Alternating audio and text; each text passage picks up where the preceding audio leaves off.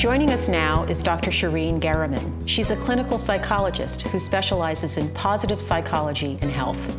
Those of us on the Passionality set call her Dr. G. Welcome, Dr. G, and thank you for coming again to be with us. Thank you so much, Elena. It's a pleasure. So as usual, I have a ton of questions. And the first one, of course, is what do we mean in psychological terms when we talk about resilience? Velma is resilience. She is the personification of not only the ability to move beyond trauma, but to thrive in spite of it. She almost uses that as a springboard, which you could hear from her story. So that decision that people make where they say, I'm not going to let this destroy me, I'm not going to let this get me down, I'm going to keep going, that's an example of resilience, some of the very things we heard Velma share with us. Yeah, there's a term called hardiness, and she's very hardy. It's an indomitable spirit, which you could hear. You could hear the joy. I could hear the joy in you. You've got this irrepressible joy inside of you that is going to come out, I think, through thick and thin. And some people are naturally resilient, but we can build resilience in people. And I also suspect that your religion has played a very important role in your resilience. We see that very often, religion, spirituality.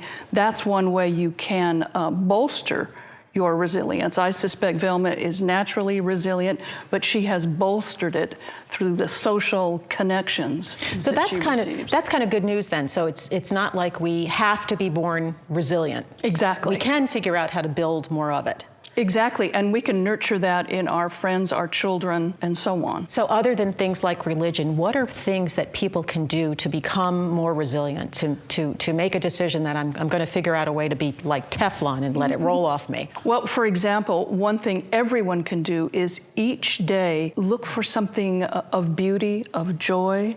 You're nodding, you understand what I'm saying. That makes you feel good inside.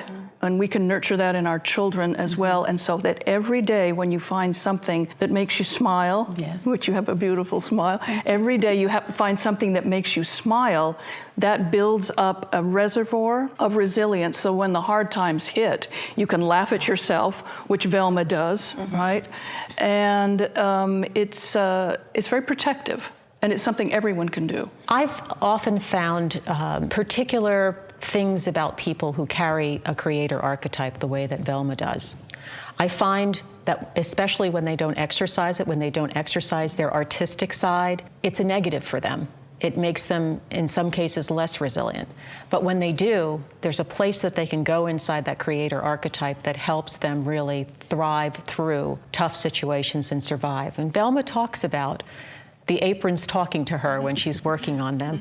Is that resilience happening? Is that when it's going on for her? You know, I don't think it's a typical model of resilience, but I would agree with you. And I was also eavesdropping on Velma speaking with someone, and she was telling a gentleman whose daughter loves to design clothes, she said, let her mind flow.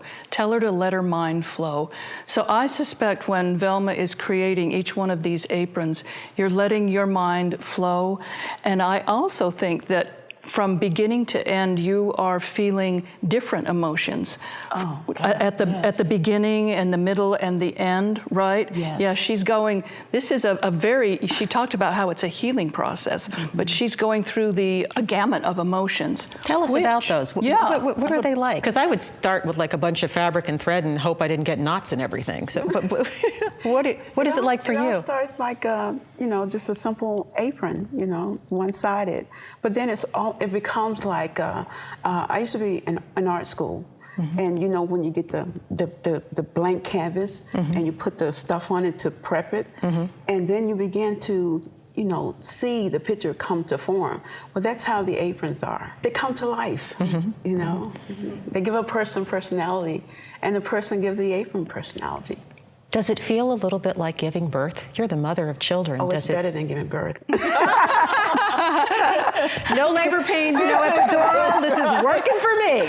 And you can sell your child. That's right. And no college tuition to pay. This is a good thing. This is a good thing. Yes. That's an amazing experience. I don't have any creator archetype in me at all. I'm still drawing stick figures. So I'm always amazed when people can create beautiful artistic things that touch us all so much emotionally and are such really instruments instruments of healing, because I think that's what you're creating here, Exactly. instruments of healing. Yeah.